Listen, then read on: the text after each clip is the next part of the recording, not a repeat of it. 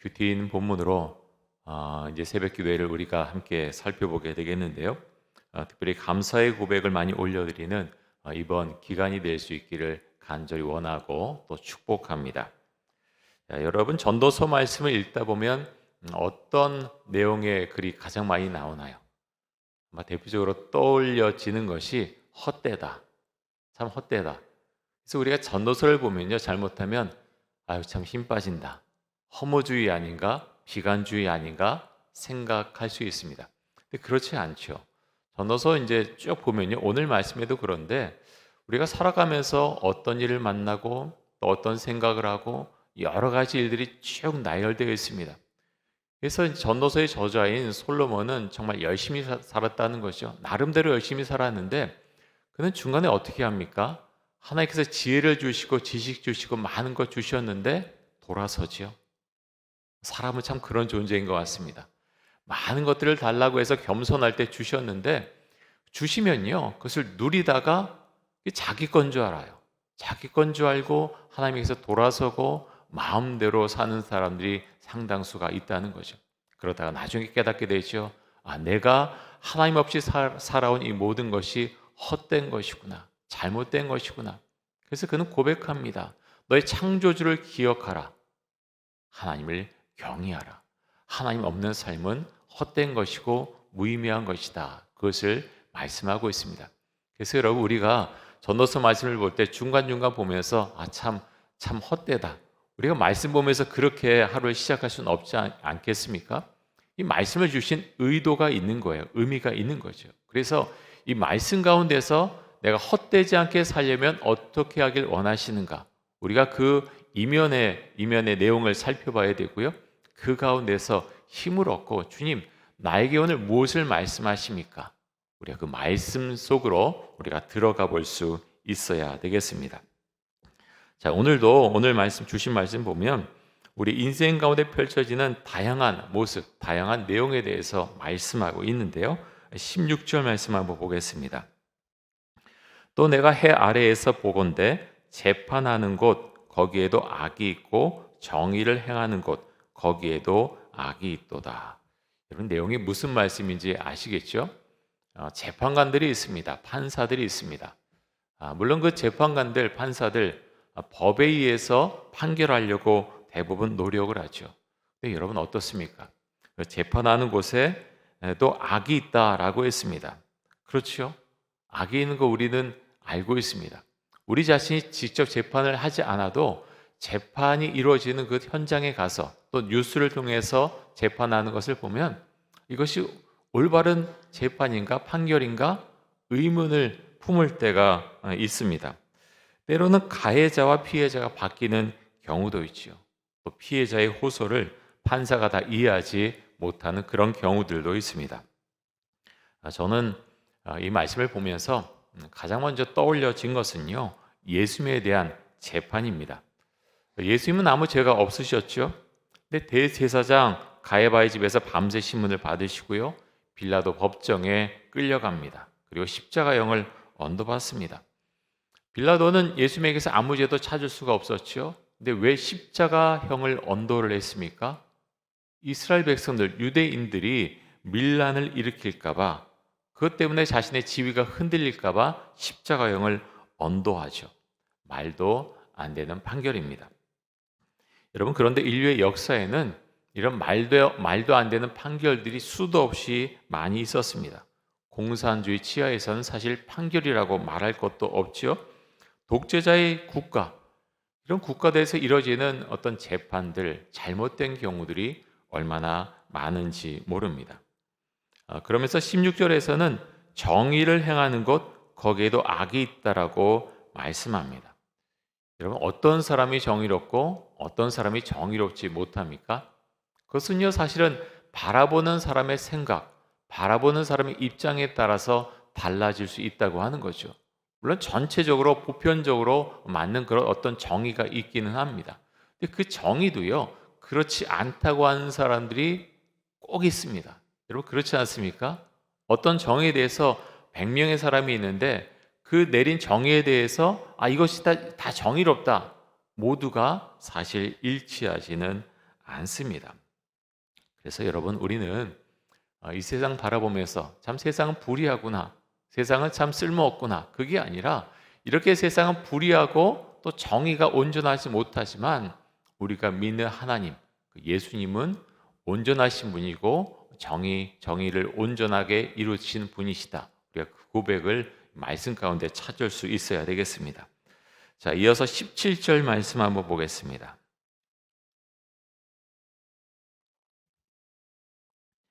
내가 내 마음속으로 이르기를 의인과 악인을 하나님이 심판하시리니 이는 모든 소망하는 일과 모든 행사에 때가 있음이라 하였으며.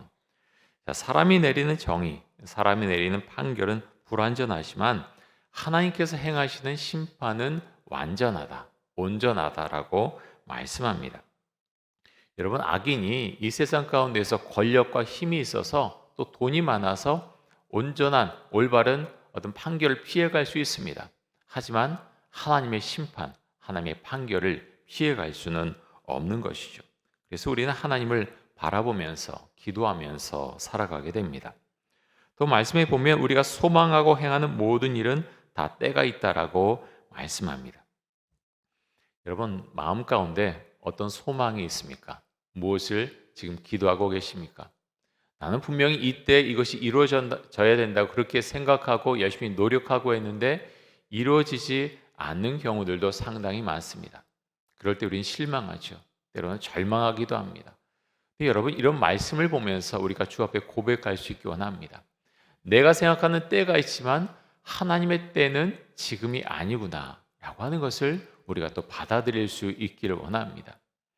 여러분, 그래서 우리가 주 앞에 그렇게 기도하는 것이죠. 하나님, 주께서 허락하시고 주께서 인도하신 때는 언제입니까? 여러분, 요셉을 한번 생각해 보십시오. 이게 말이 됩니까? 17살에 노예로 팔려갑니다. 가서 열심히 일해서 가정 총무가 되지만 또 모함에 의해서 감옥에 갇힙니다. 그럼 도대체 하나님의 때는 언제입니까? 여러분, 우리가 그럴 수 있어요. 우리 젊은 우리 청년들도 있지만 내 마음대로 안 되는 거예요. 내가 이렇게 노력했으면 이렇게 보상이 돌아와야 되는데 왜 세상이 이러느냐, 불의하다, 그렇게 생각할 수 있습니다. 여러분, 요셉은 어떻습니까? 어떤 잘못을 했습니까? 어떤 잘못을 했길래 형들에 의해서 노예로 팔리는 그런 일을 겪게 됩니까? 낙담하고 실망하죠. 도대체 하나님의 때는 언제입니까? 한참 나중에야 알게 됩니다. 생각하지 못하게요, 우리 인생에도 그런 일들이 일어난다고 하는 것입니다. 난 정말 노력하고 이때는 정말 하나님께서 이뤄주셔야 돼 생각하지만 그렇지 않는 경우들이 있다는 거죠. 여러분, 그렇습니다. 몇십 년이 지난 후에 그것을 깨달을 수 있습니다. 한참 나중에야 우리가 그것을 알 수 있는 경우들이 있다고 하는 거죠. 그래서 우리는 그것을 생각하고 감사하며 주께서 이때를 통해서 나를 어떻게 이끌어 가시는 걸까? 우리가 기도하며 또 주의 인도하심을 받을 수 있기를 원합니다. 예, 이어서 18절과 19절 말씀 보겠습니다. 내가 내 마음속으로 이르기를 인생들의 일에 대하여 하나님이 그들을 시험하시리니 그들이 자기가 짐승과 다름이 없는 줄을 깨닫게 하려 하심이라 하였노라. 인생이 당하는 일을 짐승도 당하나니 그들이 당하는 일이 일반이라. 다 동일한 호흡이 있어서 짐승이 죽음같이 사람도 죽으니 사람이 짐승보다 뛰어남이 없음은 모든 것이 헛됨이로다. 여러분, 사람도 죽고 짐승도 죽습니다. 똑같이요? 근데 죽는다는 관점에서 보면 다를 것이 없지만 사람과 짐승은 다릅니다. 특별히 어떤 점에서 다릅니까? 영적인 면에서 다릅니다. 특별히 하나님을 믿는 사람은요, 하나님이 누구신지 알지요. 그리고 우리가 이 땅에 태어나서 어디로 가는지, 죽은 이후에 어디로 가는지 우리는 분명히 알고 그 믿음을 고백합니다. 그것이 가장 분명한 차이입니다. 자, 이어서 20절과 21절 말씀 보겠습니다. 다 흙으로 말미암았으므로 다 흙으로 돌아가나니 다 한 곳으로 가거니와 인생들의 혼은 위로 올라가고 짐승의 혼은 아래 곧 땅으로 내려가는 줄을 누가 알랴. 여러분, 우리는 흙에서 와서 흙으로 돌아가죠. 하나님께서 그렇게 우리를 이끌어 가십니다. 근데 죽은 이후에 모두가 같은 곳으로 가는 것은 아니죠. 다릅니다. 다르죠. 예수를 믿는 사람들은 천국으로 가지만 믿지 않는 사람들은 지옥으로 갑니다. 너무나 분명하죠. 주님께서 우리에게 말씀하셨고 우리는 그것을 알고 기도하며 믿음의 길을 걸어갑니다. 또 22절에서 이렇게 말씀하는데요. 우리 이 말씀 같이 한번 읽습니다. 22절입니다. 그러므로 나는 사람이 자기 일에 즐거워하는 것보다 더 나은 것이 없음을 보았나니 이는 그것이 그의 몫이기 때문이라. 그의 뒤에 일어날 일이 무엇인지를 보게 하려고 그를 도로 데리고 올 자가 누구이랴. 여러분이 지금 하시는 일에 대해서 여러분 즐거우십니까? 감사함이 있습니까? 어떤 분은 직장에 나가서 일하시고요. 어떤 분은 가정에서 일하십니다. 우리가 일하는 게 전부 다르죠. 그 가운데 즐거운 마음이 있느냐, 감사한 마음이 있느냐, 그것이 굉장히 중요하죠. 억지로 할 수 있는 것이 아니죠. 학생들은 공부합니다. 그 가운데 감사함이 있느냐? 뭐 이렇게 말할 수 있어요. 공부하는 게 쉽습니까? 공부하는 게 얼마나 힘이 든대요. 뭐가 즐겁습니까? 뭐가 감사합니까? 그런데요, 그렇지가 않은 거예요. 정말 어렵게 일을 해도 공부를 해도 그 가운데 감사함이 있고요, 은혜가 있고 즐거움이 있음을 깨닫고 알게 됩니다. 늘 그런 것은 아니죠. 때로는 정말 어렵습니다. 일을 하는 것, 또 자녀를 양육하는 것, 수많은 일들, 사업하는 것 얼마나 어렵습니까? 그런데요, 그 가운데 즐거움이 있고 감사함이 있다. 성경 우리에게 그것을 말씀해 주고 있습니다. 사도 바울 같은 경우는 어떻습니까? 자, 빌립보서 4장 10절에서 13절까지 말씀 한번 보겠습니다.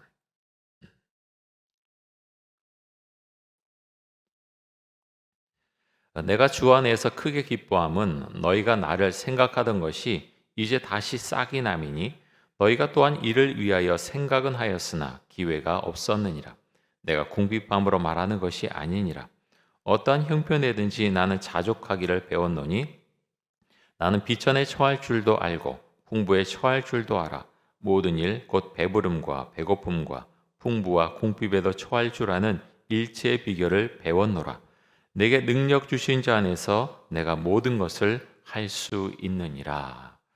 여러분, 사도 바울의 고백을 우리는 전부는 알 수 없지만 이 말씀의 의미가 무엇인지 우리는 알고 있습니다.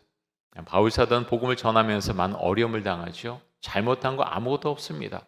그런데 복음 전하다가 돌에 맞기도 하고 감옥에 갇히기도 하고 강도를 만나고 배고프고 춥고, 여러분, 그런 가운데에서 바울 사도는 투덜거리지 않습니다. 내가 뭐하러 이렇게 살고 있느냐? 그렇게 말하지 않죠.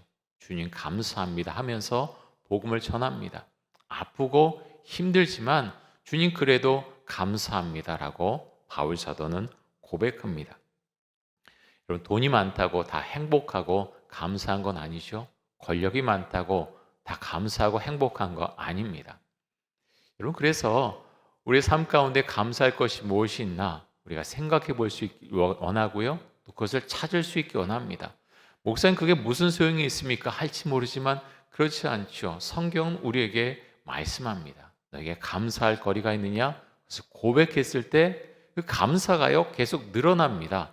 그래서 내가 감사하는 그 고백이 나의 삶의 고백이 되고 그 감사의 고백, 즐거운 일들이 우리의 삶 가운데 더 많이 생겨나는 것, 그것이 하나님의 인도함의 법칙이라고 하는 것입니다. 그래서 여러분, 우리가 감사의 고백을 많이 할 수 있기 원하고요. 그 가운데 그것이 헛된 것이 아니라 그 감사의 고백을 통해서 하나님께서 정말 많은 것을 우리에게 주시고 또 이끌어 주신다는 고백을 우리가 할 수 있기 원합니다. 자, 마지막에 이제 4장 1절인데요. 4장 1절에 이렇게 말씀합니다. 내가 다시 해 아래에서 행하는 모든 학대를 살펴보았도다. 보라, 학대받는 자들의 눈물이로다. 그들에게 위로자가 없도다. 그들을 학대하는 자들의 손에는 권세가 있으나 그들에게는 위로자가 없도다. 여러분, 세상에는 학대받는 사람들이 정말 많습니다. 물론 학대받지 않는 사람들이 훨씬 더 많지만, 당연히 훨씬 더 많지만, 학대받는 사람들도 생각보다 많이 있습니다. 어린 자녀가 정말 좀 인간성을 상실한 부모로부터 학대를 당하기도 하죠. 또 나이가 많이 든 부모가 또 좋지 않은 자녀로부터 학대를 당하기도 합니다. 힘이 없고 가난한 자가 권력을 가진 사람에게 학대를 당하기도 하죠. 또 독재자를 만난 국민들이 학대를 당하기도 합니다. 그런데 이들을 위로해 줄 사람을 찾기가 쉽지가 않죠. 그래서 여러분, 이런 분들에게도 위로자가 필요하지만 우리에게도 위로자가 필요합니다. 세상 살아가면서 얼마나 많이 외롭고 힘들다라고 생각할 때가 많이 있습니까? 그럴 때 우리에게는 위로자가 필요합니다. 그래서 여러분, 우리에게는 위로자가 되시는 예수님께서 계신데 우리에게 위로자가 있음을 우리가 감사하며 우리가 살아갈 수 있기를 원합니다. 팻 윌리엄스라고 하는 사람이 있습니다. 이 사람은 미국 프로야구 NBA의 명문인 올랜도 매직의 공동 설립자이고요. 또 전 부사장이기도 했는데요. 이분은 많은 책을 저술하기도 한 베스트셀러 작가이기도 하지만 또 하나 유명했던 것은요. 이분은 자녀가 18명이 있습니다. 근데 이 부부 사이에 낳은 자녀는 4명이고요. 14명의 자녀들은 모두 입양한 자녀들입니다. 근데 입양한 자녀들 중에 장애인들도 상당수가 있다고 합니다. 너무 가족이 많으니까 물론 이제 재정적으로 이분은 풍부한 분인데 식탁도 엄청나게 큰 것을 구입해서 이렇게 함께 식사를 하고 또 대형 버스를 구입해서 가족들이 여행을 많이 다녔다고 합니다. 그런데 여러분, 어떻게 보면 다른 사람의 자녀, 14명의 자녀를 입양해서 자신의 자녀들과 함께 키우는 것, 그거 쉬운 일이 아니죠. 근데 그분은 이렇게 말합니다. 왜 그렇게 많은 자녀들 입양하고 돌보고 있습니까? 라고 물었더니 그분은 이렇게 말합니다. 그렇게 하는 이유는 저의 행복을 위해서입니다. 나 혼자만 살아서 내가 행복할 수 없다는 것을 알고 있습니다. 행복은 나눌 때 진정으로 오는 것이죠. 아이들 입양해서 우리가 키우는 것, 그것은 행복을 위한 저의 투자입니다. 이렇게 팻 윌리엄스는 말합니다. 사랑하는 성도 여러분, 주님께서 우리의 삶 가운데만 은혜 내려주시길 원하고요. 이렇게 나눌 때 더 많은 은혜가 우리의 삶 가운데 온다고 하는 것을 우리가 또 고백할 수 있길 원합니다. 우리가 추수감사절 기간을 오늘부터 보내고 있는데요. 전도서 말씀을 통해서 우리에게 주시는 그 말씀의 은혜를 우리가 깊이 또 묵상하고 또 우리 삶에 적용할 수 있길 원합니다. 이 세상은 불안하지만 우리가 주님을 바라보며 살 수 있는 이유이기도 합니다. 또 참된 위로자가 되시는 주님을 바라보는 하루가 될 수 있길 원합니다. 올 한 해 동안 하나님께서 나에게 베풀어 주신 감사할 그런 은혜가 무엇이 있는가 오늘 또 기도하시면서 주 앞에 고백하는 그런 시간이 되실 수 있기를 바랍니다. 이 시간 함께 통성으로 기도하겠습니다. 감사의 말과 감사의 고백 주 앞에 이 시간 올려드리게 하여 주옵소서. 세상은 불완전하지만 완전하신 주님을 바라봅니다. 다른 사람을 위로하는 위로자가 되게 해주시고 또 우리의 참된 위로자가 되시는 주님을 바라보며 살아가게 하여 주옵소서. 이 시간 우리 함께 통성으로 기도하겠습니다. 하나님 감사합니다. 하나님 추수감사절 특별 새벽기도의 첫날에 와서 우리가 말씀 보고 또 기도하고 찬양합니다. 하나님 우리 가운데 감사의 고백, 감사의 말이 있기를 간절히 원합니다. 우리 심령 가운데 감사의 고백이 있게 해주시고 그 가운데서 삶에 어려움이 온 그런 분들도 계실 터인데 하나님 힘을 주시고 주께서 진정한 위로자가 되어주시기를 간절히 원합니다. 하나님 사도 바울의 고백이 우리의 고백이 될 수 있기를 간절히 원합니다. 하나님 자족하는 마음을 우리에게 주시고 정말 주를 향해서 감사하며 그 가운데 주께서 이끌어 주시는 길을 우리가 걸어갈 수 있기를 간절히 원합니다. 하나님 아버지 위로가 필요한 분이 계십니까? 주께서 위로자가 되어주시고 또 위로를 우리가 받고 힘을 얻고 이 세상을 살아갈 수 있기를 간절히 원합니다. 주 은총 주시고 특별히 추수감사절 이 기간 동안 정말 감사하며 기뻐하며 지내는 거룩한 날들이 될 수 있도록 하여 주옵소서. 하나님 감사합니다. 코로나 바이러스로 인해서 참 오랫동안 불편하고 또 어려운 가운데 있습니다. 하지만 주님, 또 이 시간들을 통해서 우리에게 주신 은혜가 있음을 주 앞에 고백합니다. 특별히 올 한 해를 살아오면서 주 앞에 감사하는 내용이 무엇이 있습니까? 우리가 이 시간 그것을 생각하고 주 앞에 감사의 기도를 올려드릴 수 있기를 간절히 원합니다. 감사하는 사람에게 더 많은 감사의 제목을 주신다는 그 말씀을 우리가 기억하게 하여 주옵소서. 하나님, 이 세상을 살아가면서 우리가 수많은 일들을 만납니다. 그래서 위로가 필요합니다. 하나님 아버지, 우리가 다른 사람들을 통해서 위로를 받기도 하지만 우리의 참된 위로자는 주님밖에 없음을 우리가 주 앞에 고백하게 됩니다. 우리를 위로해 주시고 우리의 위로자가 되시는 그 주님을 바라보면서 우리가 힘을 내고 더 감사하며 세상을 살아갈 수 있도록 하여 주옵소서. 오늘도 우리 성도님들에게 힘 주시고 있는 곳에서 정말 감사하며 기뻐하며 즐거워하며 주님과 함께 살아가는 귀하고 복된 날이 될 수 있도록 하여 주옵소서. 감사드리며 예수 그리스도의 이름으로 기도드립니다. 아멘. 지금은 우리 주 예수 그리스도의 은혜와 하나님 아버지의 크신 사랑과 성령의 교통하심이 추수감사절을 맞이해서 이렇게 새벽 제단에 와서 주 앞에 감사하며 기도하는 우리 성도들에게 주의 은혜가 항상 함께 하시기를 간절히 축원하옵나이다. 아멘.